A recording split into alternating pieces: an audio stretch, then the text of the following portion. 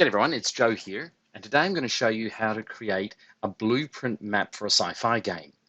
But specifically what I'm going to focus on is how to plan out your map so that you get the best production cycle you can possibly get.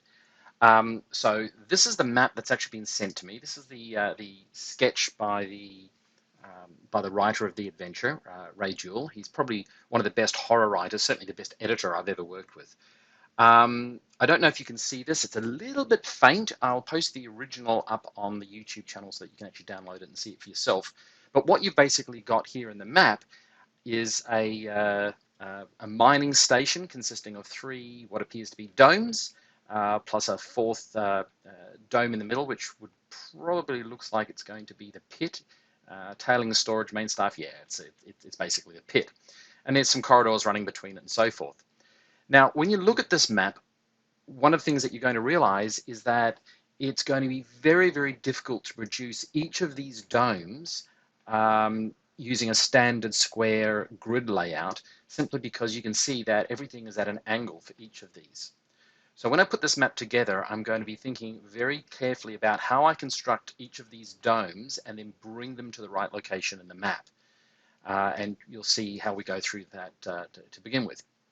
You'll also see that the designer wants a number of cross sections. There's obviously a bit of a tethered line here.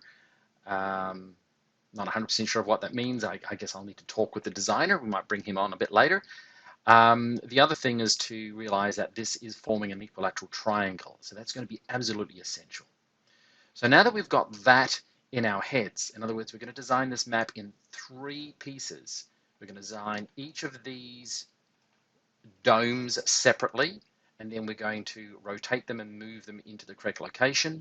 We're going to need to create a grid, or at least some sort of a framework which allows us to have a perfect equilateral triangle to move all of these things together.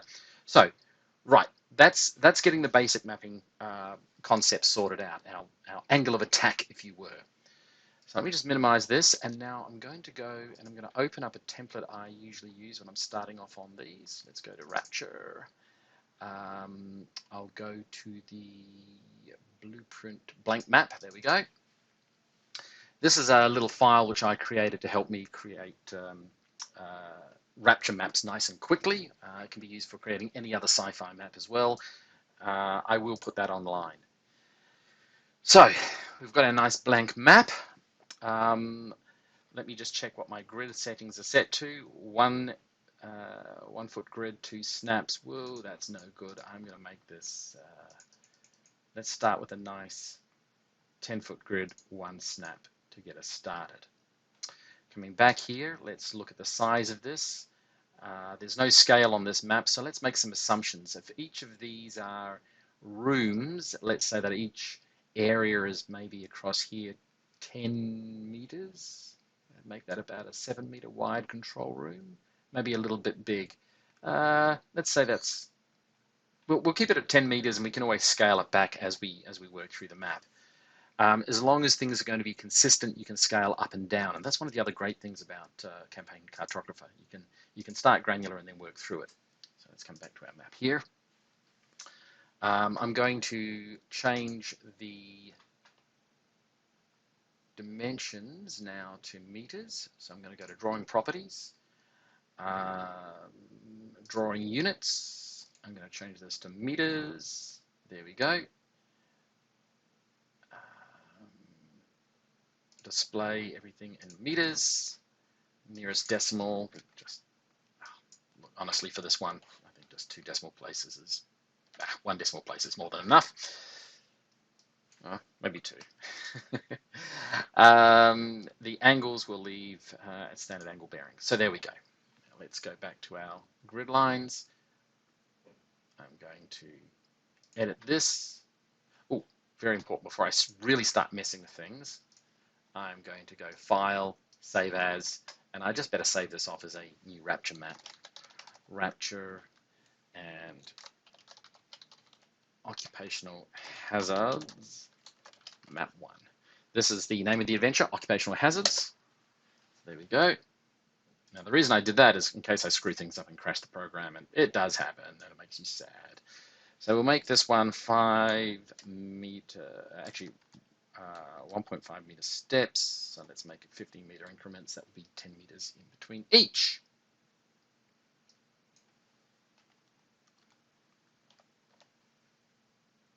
And we'll keep it as a square grid. Click on OK. Let's zoom out a bit. Okay, so there's our grid that we've got. Now let's form our triangle. So since the triangle is going to be a guiding line to help us position things, it's really important that we actually set up a guidelines framework for this map. Now to do that, what I like to do is create a separate layer, and I'm going to add it, and I'm going to call it guides. And the reason that we do that is then we can turn things on and off. We can turn these guides on and off. The other thing I like to do is actually make my guides bright red. And last but not least, I'm going to create a sheet for this called guides. And that, again, just helps to make sure that our guidelines don't interfere with anything else on the map in the future when we turn them off. We don't need active sheets turned on at this stage. So, how do we create a perfect triangle, a perfect equilateral triangle? Glad you asked. What I'm going to do is I'm going to go up to draw, this function here. I'm going to go polygon. That gives us this lovely little interface here, and we want a regular polygon. And a regular polygon. And a regular polygon lets you basically specify shapes, and you draw whatever shape you want. But a regular polygon forces you to create a polygon with equal sides, which is exactly what we want for this. Creating this manually would be a nightmare. Doing it this way, piece of cake. So we go regular polygon, OK. If you look down here, it says the number of nodes, and that's 3, because this is 3 nodes or 3 corners on a triangle. I'm going to click that. We're going to start with our center.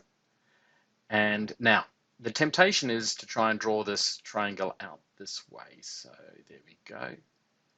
Let's make it nice. Now let's think about the sizing of this. We're going, that's 15 meters from the center point to the top point. That's now 30 meters, 40, I'm sorry, these are 15 meter branches, so it's 30 meters, 45 meters, that's going to be 60 meters. That's probably about right. So there we go. If we go back to our map here and we think each of these are about 20 meters across, we come back to our map, that would be about right. Let's also put some guidelines on here now for where these circles might be, just to make sure that we've got these right. So this is now 30 meters across. I've made that triangle too big. So let's, probably about twice the size that I need. So scaling, awesome stuff. I'm going to click on this button here, and I click on the triangle. I'm going to go do it. I'm going to go back to the middle of this triangle, click here because that's where we had our middle, and I'm going to make it a scale of 0.5. I'm going to manually type that down. Done. The other thing I'm going to do very quickly is I'm going to put a hex mark, like a marker, so that I know where that middle, that X marks the spot, is the middle of my map. Now let's again double check the size of these. That would be about right. So you can see that when I replicate that circle 3 times, is probably going to be about right. Actually, let's just, maybe that's now too small. Maybe the triangle is now too small. Let's just zoom in there, because I want a triangle to fit in the middle of that map neatly. Yeah, it's going to be a bit small. I'm just going to change my grid now. I'm going to go edit, and I'm going to change this to 10 snap divisions. So by doing that, it's going to give me a little bit more flexibility for the size of this circle.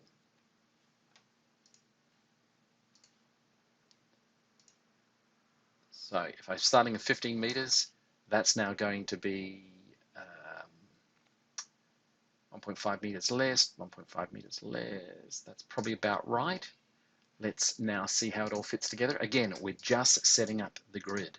So if I go do it, and I click on the center of this circle, and I move it here, you can see now that it's not quite right. So let me just try and add another circle, and I'm going to get this by coming in halfway to this point here. Let's delete those smaller circles. Do it.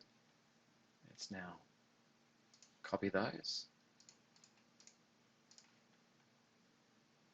So now we can see, now you notice that this circle is not going to line up perfectly to this corner. That's because this is an equilateral triangle where this point was on our 15-meter grid line, but this point won't be.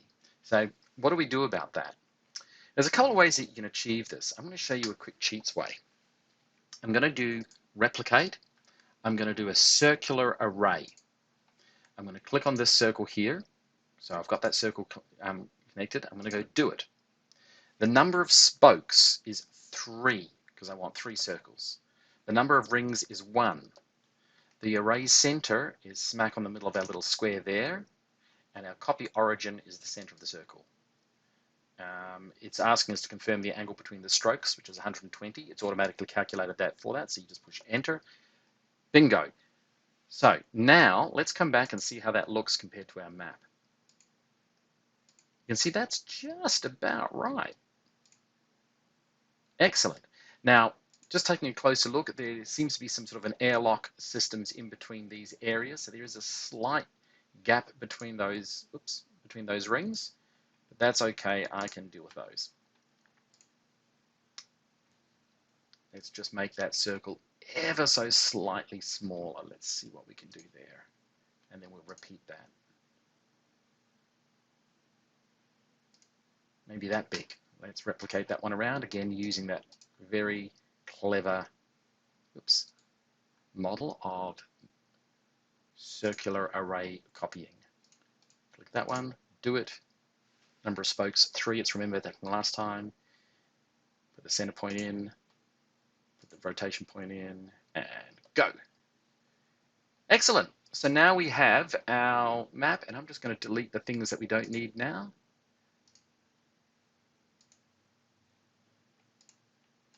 Do it, and we've got one more thing to do just to make sure it all fits in neatly. Copy this one from that center point down to that center point, and Bob's your uncle. We have our guides for our map. So really important when you're going to set up a map which has got an unusual construct that's not basically horizontal and vertical, you do need to be thinking about how you're going to create the architecture around that. So and then create it as a set of guidelines. It will save you so much time during the later map process. The other thing that we've got is this interesting hexagonal array sort of corridor going on here. So I'm actually going to go and drop that straight in. Now this appears to be coming in at about 1/3 of the way down through the through the domes. So coming back here, let's actually start to put that in. Again, there's a couple of ways that we could do this. I am going to try using a draw function again. I'm going to do the polygon. I'm going to do the regular polygon. Yeah, you guessed it. And what I'm going to be doing is 6 nodes. The center is, again, we've got that lovely little target bullseye there. And let's figure out how that's going to look. So we want these to be absolutely perfectly tricky, this one. There you go. That looks like it's about right. That's a little bit too far up.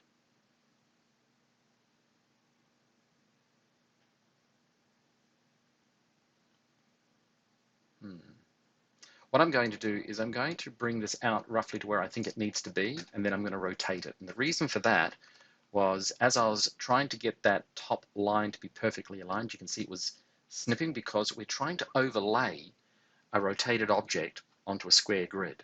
So sometimes you need to put down the object and then rotate it correctly. Let me just do that again. I'm going to go draw, polygon, regular, okay, 6 sides, that's perfect. A center line there. Let's take it up to that point. Okay. And And just because we can, we'll do the second part of that corridor. So we'll actually make it a combined section.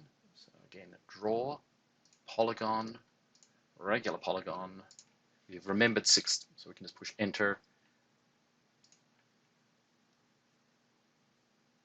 That would look about right. So now you can see we've got our corridors. We just have to now rotate those. So what I'm going to do is I'm going to click on the rotate command, select both of those, do it, rotate from the center, and what we'll do is we'll rotate straight up that line, that vertical line there. Bingo. So again, coming back to our map, you can start to see that our grid lines are going to give us a great deal of clarity.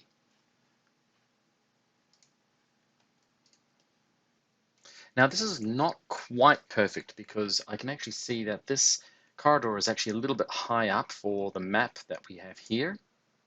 And it's got this elbow bend, so I want to scale this back a little bit. What I'm going to do is I'm going to scale back both of them. So I'm going to use the scaling tool, click both of them, do it, start in the center, and then just pull it back, probably to about there for the moment. So that's a much better alignment. So we'll use this one. Great. Let's save the image. We are now at a stage where we've got all of the essential things we need to start mapping out this, to start filling in the details. So let's start by working on these quite complex pieces here, actually mapping the floor spaces for each of these domes. I'm going to start with the top dome since that's probably the easiest for us. And the reason why I say that is if you look at it, yes, there are strange sort of, curved corridors and stuff, but when you actually look at the rooms, they are vertical. So most of the walls running through here are vertical and horizontal. So it's the one which most closely aligns to a vertical and horizontal map, grid map. Thinking of that, let's go to the grid. I'm going to edit this now, and I'm going to make it down to 1.5 meters, and obviously just 1 point. Now, the reason for that is we're going to be working at a much higher level of scale. Let's just zoom in to look at that little fellow. Oops, did that change? I don't think I changed that properly. 1.5 meters. Ah, silly me, I just changed the name. I didn't change the actual grid setting. There we go. That's better. Now we've got our grid layout here. So the reason why I've done that is so that I can actually work at a much finer grained scale for the map. The next thing I'm going to do is I'm not going to work on top of my grid just yet, but what I'm going to do is I'm going to copy this piece of the architecture, or this guideline. I'm going to move over to somewhere else. In fact, if I turn ortho on, it means that it locks into the movement. It just means that relocking it back in place is easier. So there you go, I've moved that. Now what I'm going to do is I'm going to change the properties of this by clicking on change property. I'm going to make this a nice dark blue color since this is meant to be a blueprint. I usually use 52. Where's 52? Oops, that one, 52. That's the color I want. I'm going to change the layer to being bulkhead, and I'm going to change the, we'll leave the fill style as solid for the moment. I'm going to change the sheets just to, actually we don't have a sheet guide. We need to create a sheet guide. Let's just leave this on grid for the moment. Then we go to guides, add bulkheads.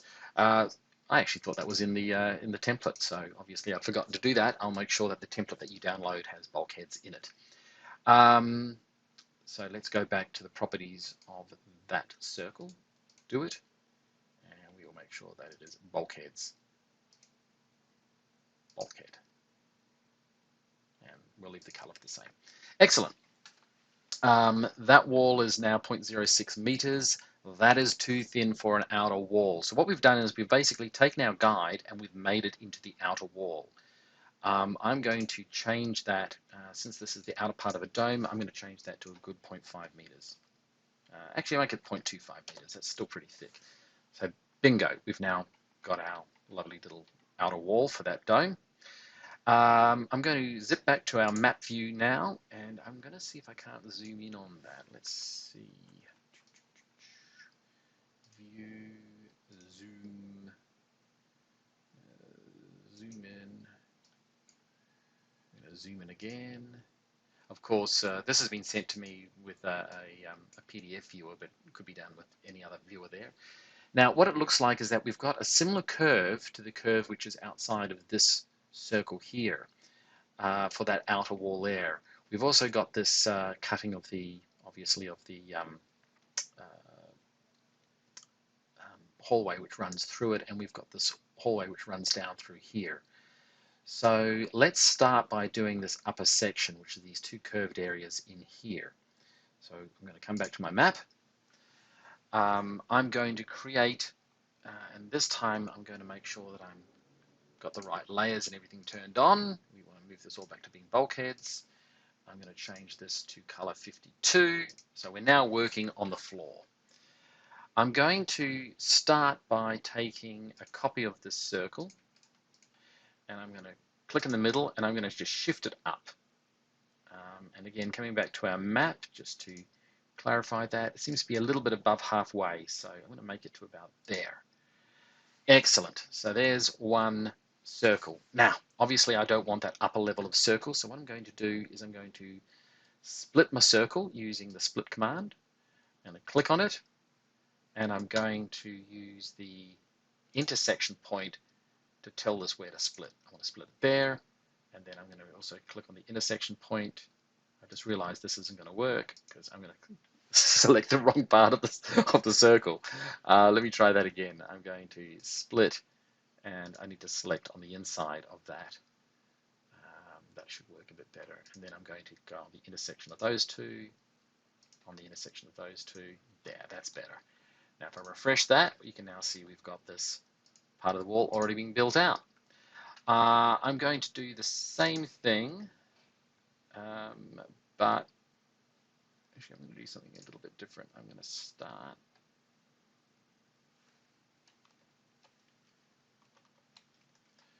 You know what I should do first? I should also create another circle in the middle of this circle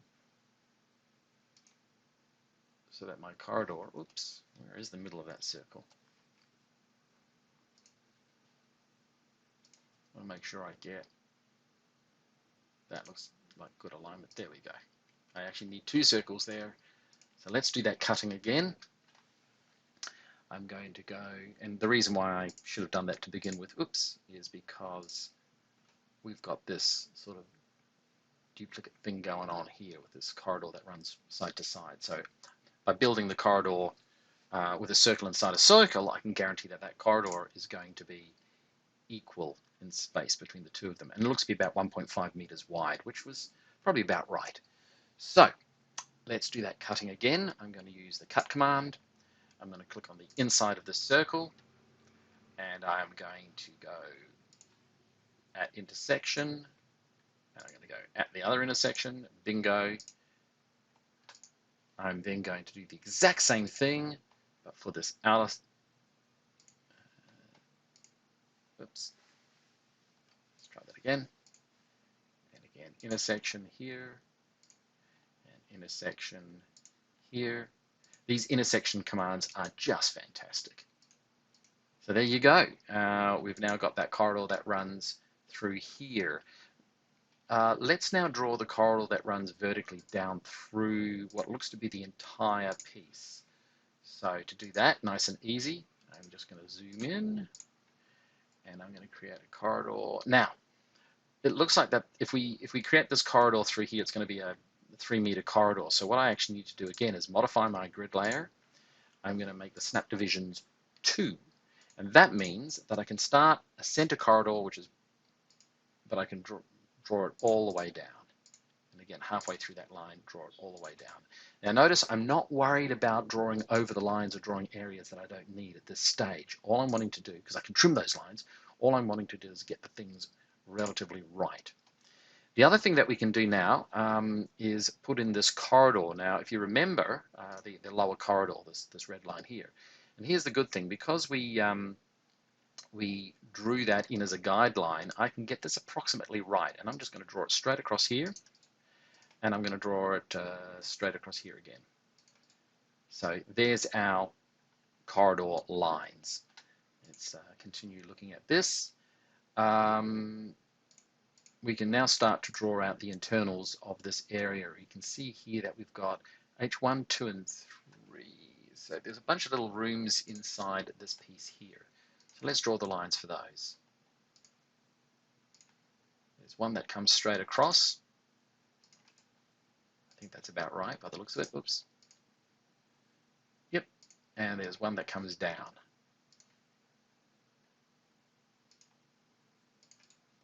There you go. Great. What else do we have over the other side? We've got a strange little sort of like a bench area and a table and whatnot. We'll leave all of those. Let's start trimming up those lines then. First things first, I'm going to, that is a corridor. Is that an open corridor? No, that one runs through it. So what I need to do now is I need to split this line in the middle. And the reason for that is if I don't split it in the middle, when I use this line in the trim tool, it would trim all of everything above that line. I don't want that. Trim that line. And again, I'm going to do the same. I'm going to split this line that runs through here down in the middle. And I'm going to then use the trim command to trim this. Oops, something didn't work there. I obviously didn't trim that properly. There we go, trim that. And now select the trim mark line and trim. Oh dear, what am I doing wrong?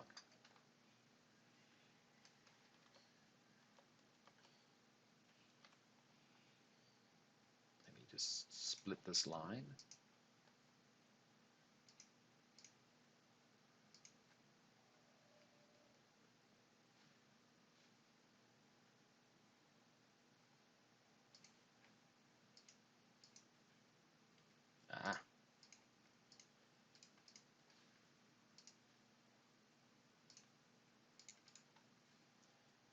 So what I'm going to do is I'm going to split this line by clicking on it and splitting it in the middle of that corridor.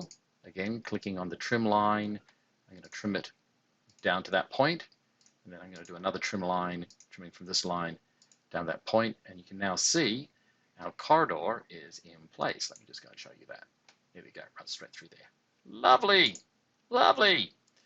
We won't bother trimming these lines yet. We'll actually trim them once we assemble them back onto the map. The other thing I'm going to do is trim these lines here for our other corridor. And how to do that, it's quite simple. I select the outer circle, and I just click on the inside, and I click on the inside.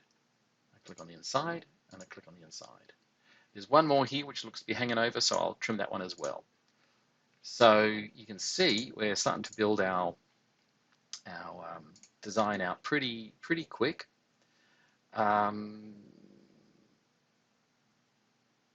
Now some of these interiors I'm going to leave for the moment. No, I better fill them in right now. So it looks like he's the game designer is wanting me to put a bunch of things in here. So let's start to put those in place. Okay, so the rest of this of actually putting in all of these little room components and so forth is going to be fairly obvious. I'm just going to quickly get this done.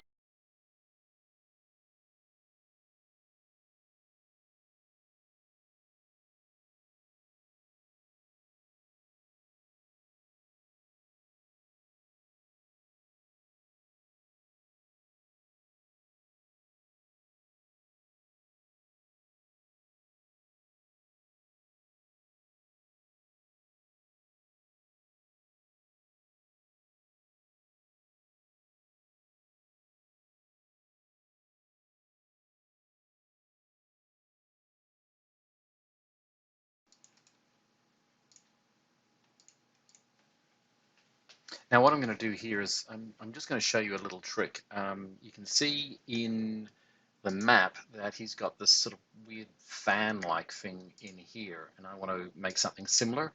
He's got 1, 2, 3, 4, 5, 6, 7 spikes on that. So what I'm going to do is I'm going to use that wonderful circular array command to make this fast.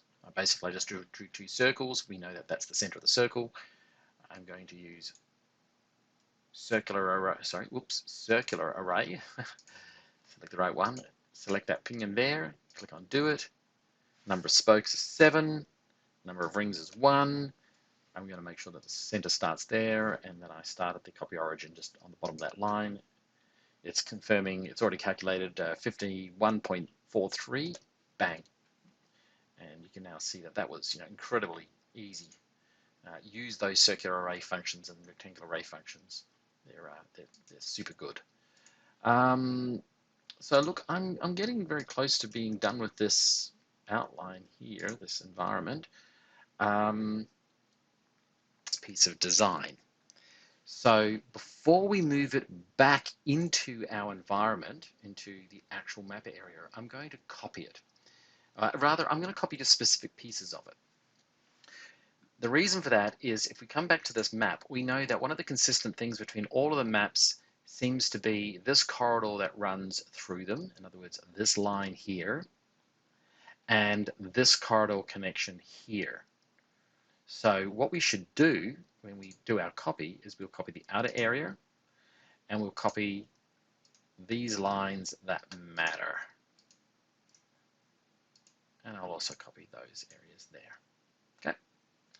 So I do that and I make sure that I'm clicking from the middle. In fact, I'll turn orthographic on again. Makes it very easy to move things around later. I'm going to move that here. Excellent. Now I'm going to move my entire piece of the map here. Click on Do. Make sure I've got the center of the map, center of the circle. That's good. And I just drag it straight back in and click. Bingo! And you can actually see it's going to work really, really, really well. Now let's work on the next piece. So I'm going to do this one here now, but rather than doing it rotated this way, which would just be a nightmare, I'm actually going to imagine that I have rotated this page and work on it this way. So what we've got here is down the left we've got some sort of a, what is this, 3.1, a medical bay. And then across here we've got, can't quite read those, but HABs maybe, 100% sure, 3.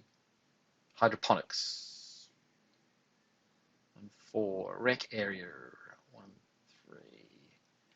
Okay, it's a bunch of rooms. So what I'm going to do here is I'm going to go back to our map. I'm going to zoom in. Let's turn this area into our medical bay.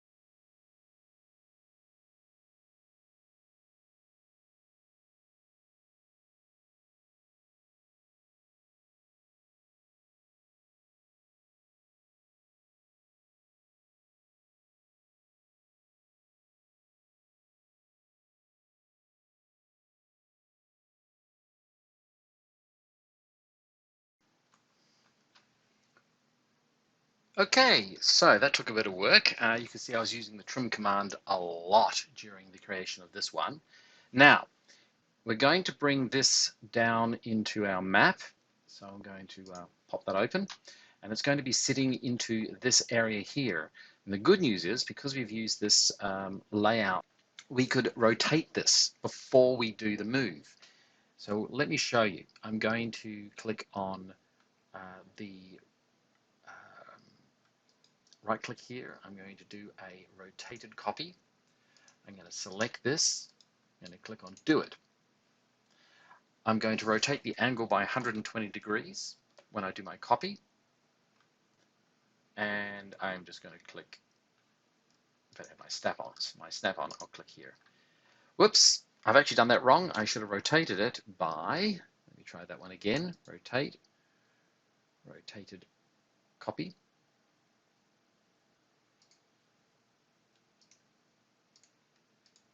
Do it. I'll make that minus 120 degrees, and I'll rotate from the center point there. It's copied it over that piece there, which is not particularly helpful for the moment, but don't worry, I'm now going to move, and by clicking P, I can move all of the entries that I've just created. Do it. Again, select the middle, and now it's at least correctly rotated. And if you move it down,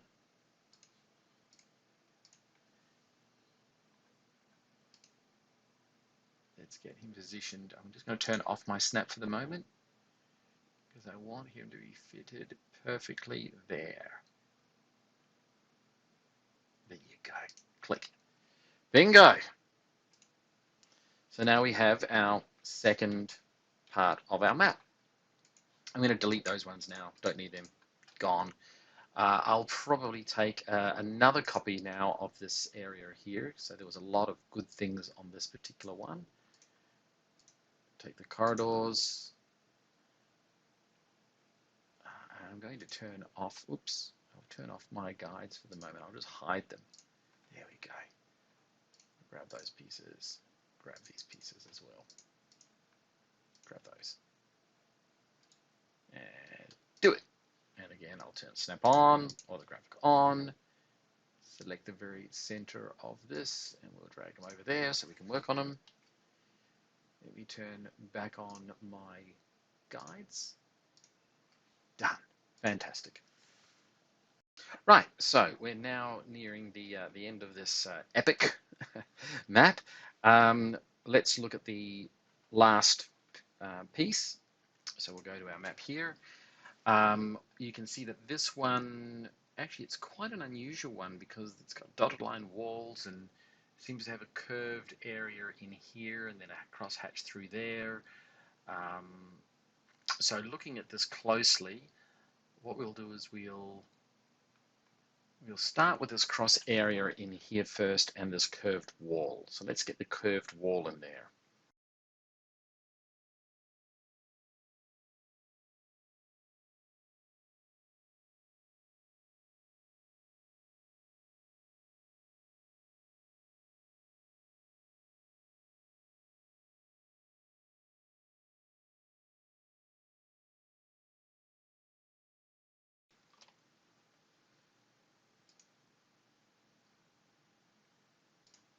So what I'm going to do now is I'm going to rotate this using the rotate command, copy everything, do it.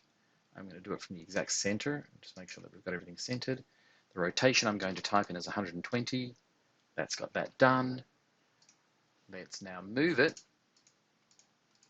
do it, and again we need to make sure that we're moving it from the direct center, dead center, that's it. Nope, that's not right. Do it from the absolute perfect center of the, there it is. And let's get our close-up view here. We'll turn off our snap.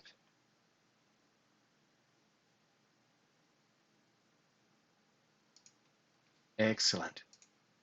So now we have our three pieces all connecting in. That's looking good. I'm going to make it, now if we come back to our map, we've got just the center piece here to do.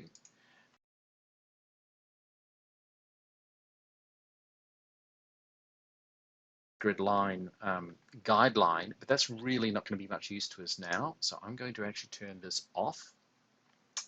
So I'm going to turn the guides off. And this is where it gets fun. We're just going to draw a line, and we can draw from this endpoint using the endpoint connector from this line here down to this line here. Bingo, done. We're going to do the same for drawing a line from this line here to endpoint of this line here. Bingo. So now we've got our hexagram that's going to move straight across. Now, rather than me having to do those endpoints each time, we know that they're going to always match up because we've matched these lines quite accurately. So the way that I'm going to connect them up now very rapidly is just to use that rotational array command. Do it. I better turn my snap back on. And I'm going to turn just temporarily, I'm going to turn my guides back on. And the number of columns is going to be 3. And the number of rows, oops, I've used the wrong command there. Nearly messed that up. I'm going to go rotated copy. There you go. Grab those two. Do it. Rotated by angle 120. Whoops, I made from there I should have done a circular array for this one. So I'm going to copy those 2 lines and do it. I'm going to make sure my snap is on. I've got my map back here, and I'm going to, number of spokes will be 3, number of rings will be 1, the array center needs to be in the center of that, and my copy origin, the copy origin straight up there, and do it. And now when I turn off my guides, you can see I now have my corridors running between these areas. And if we go back to our map, you can start to see it's starting to look very, very, very, very similar. Fantastic. So look, that's how you can lay out a map relatively quickly. The techniques that I used was, first of all, I deconstructed the map into its major I guess you'd say architectural constructs, its general layout, and I gave myself a template, a set of grid lines to work from. Then I figured out that I was going to need to do some pieces of the map that would have to be rotated later. In this case, I was copying them across on the vertical line using ortho to make sure that was all locked up, and then after completing all the work, I was rotating them and then bringing them into position. That type of map making, that type of work just makes it so much easier. Now, there are other techniques you can use, like rotating the grid lines and all sorts of other things, but I find working this way much, much faster and much more native. So I hope you got something out of this map making tutorial. I will almost certainly put this map up for you to download as well once it's finished. But as you can see, the guts of it has been laid out. Thank you very much, and a good mapping. Cheers, guys.